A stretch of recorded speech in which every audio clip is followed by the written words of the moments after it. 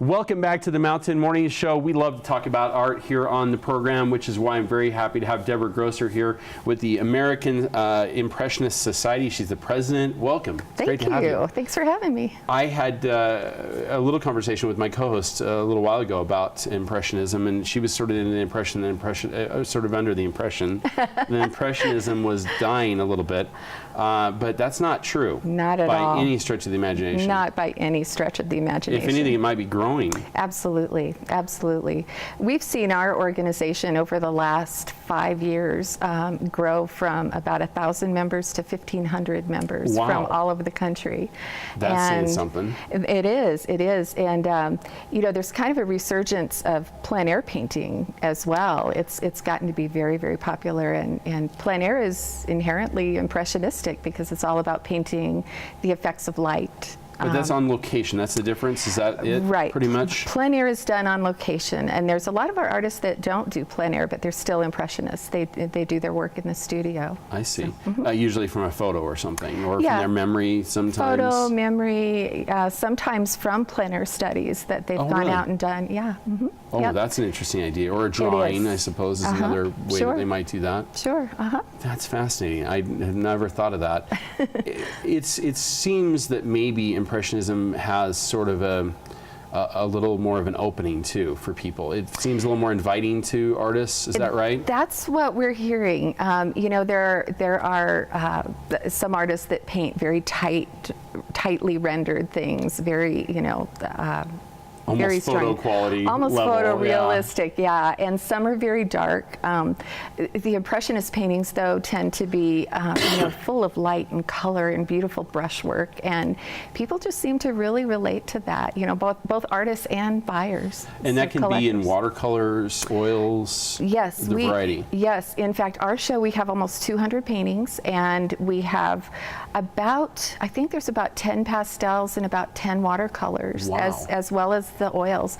We've been really working on encouraging pastelists and watercolorists to submit work. And watercolor certainly has been growing, there's no doubt. Absolutely, absolutely. Now this is at the Montgomery Lee Gallery is where you'll be showcasing these 200 pieces. Right. Talk a little bit about that. That is obviously a much bigger location than I realized it has enough for 200 pieces. Wow. It is, and the gallery has done just a phenomenal job of hanging the work. They have 2 levels, so you walk in the front door, there's a level downstairs, and there's a lot of pieces down there, and then there's several areas on the upstairs level that they have work too. So yeah, they were able to hang 200 pieces, and they've grouped them all by subject matter, and so it's just they've done an incredibly beautiful job hanging. That's amazing. Now the opening is the 28th, is that right? Tomorrow night, yeah. Tomorrow night, the 28th, from 5 to 9. There's a public opening reception, so everybody is welcome to come. About 7 o'clock, we'll do an awards presentation, and we have a lot of sponsors who've donated awards for the artists. Oh, we have great. One of our master artists, Albert Handel, will be here, and he's he's the judge. He's been teaching a workshop this week. Is that right? And then he'll judge the work, and then we'll give out the awards. We have a little, I think we're right at $70,000 in cash and merchandise awards. Yes. Wow. Yes. $70,000. Our Best of Show award is $12,000 cash. That is impressive. Yeah. This society is very large. I didn't realize how big it really is. How your membership, you said, again? About 1,500 members from all over the country, and all over the United States. And a lot of them are actually going to be here tomorrow night. I've gotten messages from several of them that they're flying in or they just got in. And so, you know, folks can have a chance to come and meet the artists and talk with them. So many of, you'd say, even maybe a majority of the people who are hung will be seen. Is that right? I think we're probably about 75 out of the 200 artists will be here. So that's great. That's pretty phenomenal. Yeah, it is. It's not often you can get that, but I think maybe Park City a good place to entice people to come. It is. It is. We move our show around every year, so to a different location. We try to cover the whole United States, you know, eventually. And so last year we were in Seattle. We've been in California. We've been in Denver. Denver, Scottsdale, Charleston, South Carolina. Well, we're very And lucky to so have it here. That's We're awesome. thrilled that Montgomery Lee agreed to host our show. It's so exciting to celebrate new artists and old alike, and there are a mixture here. You've got some new young blood too, right? Absolutely. We have one artist, Kyle Ma, who just turned 17.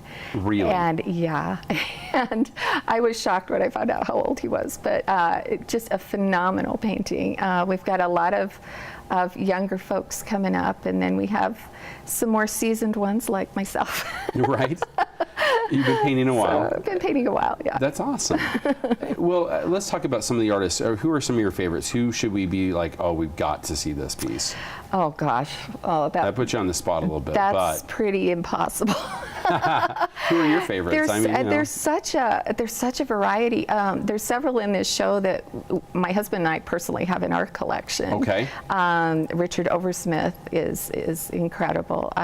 James Richards he has won one of the top awards, I think, for the last 3 or 4 years in a row. Wow. Yeah, Best of Show a couple of years ago, and John Cook is another one who's won Best of Show. People should know him. So there are just so many, and the neat thing about Impressionism is that there's a wide range of style within the impressionistic genre of art. So some are a little bit tighter, some are a little looser, some have really thick brushwork, some not as thick of brushwork. So it's just an exciting show, and we've had a lot of our members have said that's what they find exciting about our show is the variety, and not everything looks the same.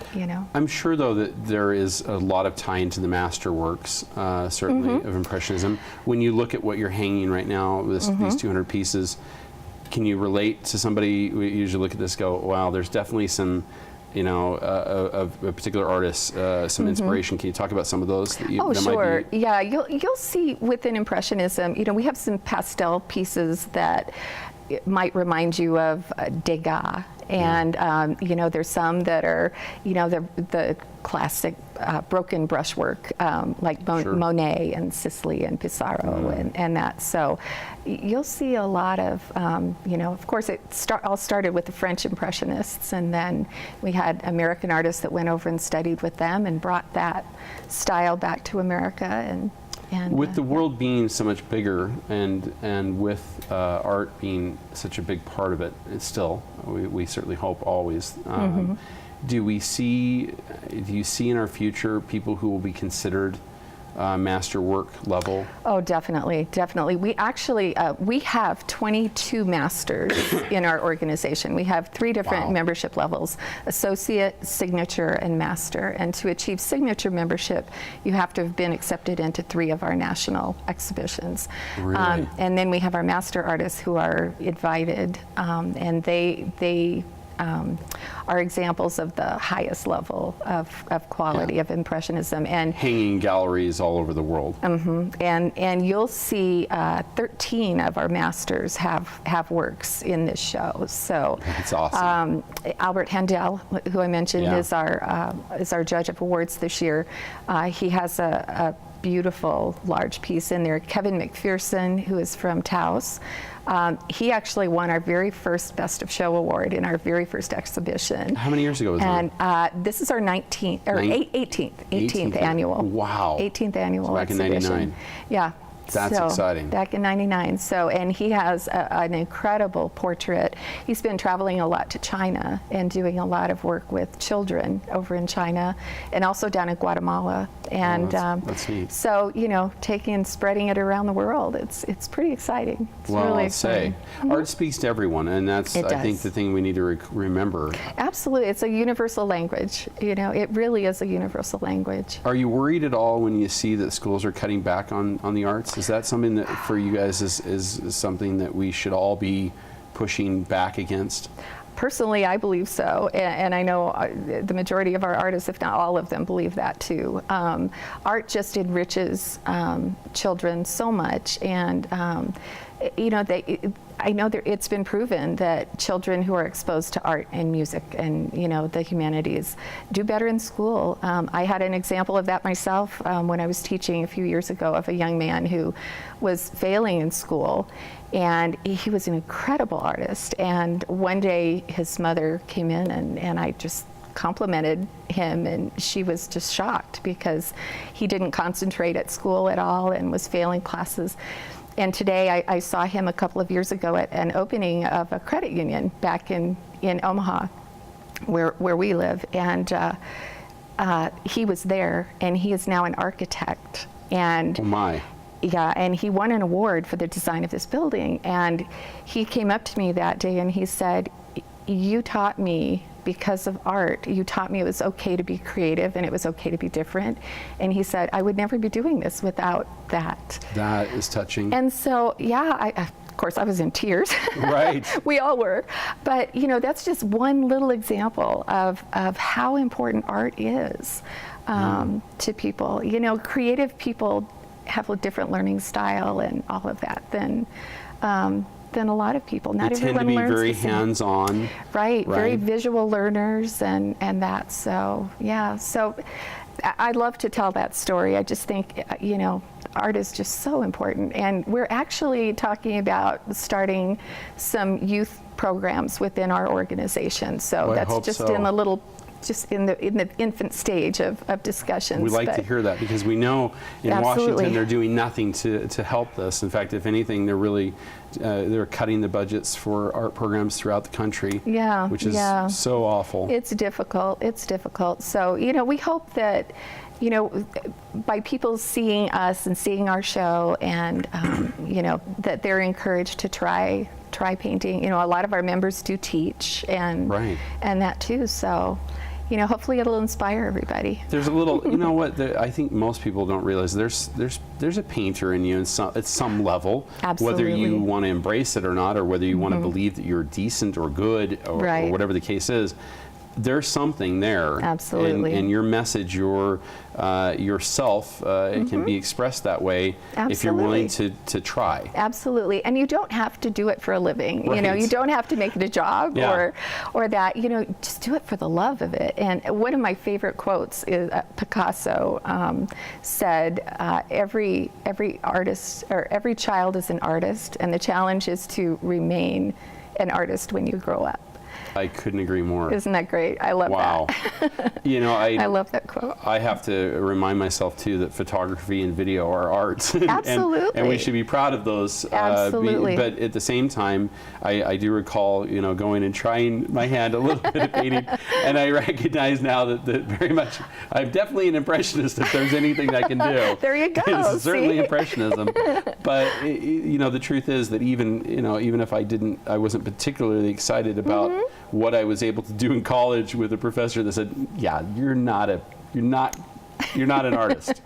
But the truth was, hey, I've got a piece hanging up in a place downtown right now. So There you go. See, there you there's go. something, right, for Absolutely. everyone. I just want to Absolutely. remind you that regardless of what you might think, Yes. regardless of what others might tell you, there's something inside that you should take a brush to. Absolutely. I was told once by someone I cared about very much that I was no good and I would never do anything with my art. And, you know. And now here you And are. now You're here, the president of the society. 25 years later, I never thought in a million years, but, you know. Wow. But everybody's got that creative side of them. And Yeah. Just and need to touch it. you do. You really do. I would just encourage everybody to try it. You know, come and see shows like, you know, like Here you've got a this one worldwide and level show right Absolutely. here in Park City. It runs Absolutely. through October 29th. 29th, so basically Yes. 30 days to check out Yes. some amazing art, 200 pieces. Right. I'd encourage you to go more than once. Definitely. In fact, the gallery will be open on Friday night too for Art Stroll, and Oh, so perfect. and a lot of the artists will be there. So Wow. hope everybody will come and say hi. Thank you so very much for being here and for what Absolutely. you're doing for art as you keep representing it and helping people, organize and make sure that it isn't a dying art. That's exactly right. Impressionism is alive and well, and you can be part of that too by certainly visiting the gallery, inspiring yourself to take brush to canvas. And we've got a lot more coming up as we wrap up this hour and this day here on the Mountain Morning Show, so don't go anywhere.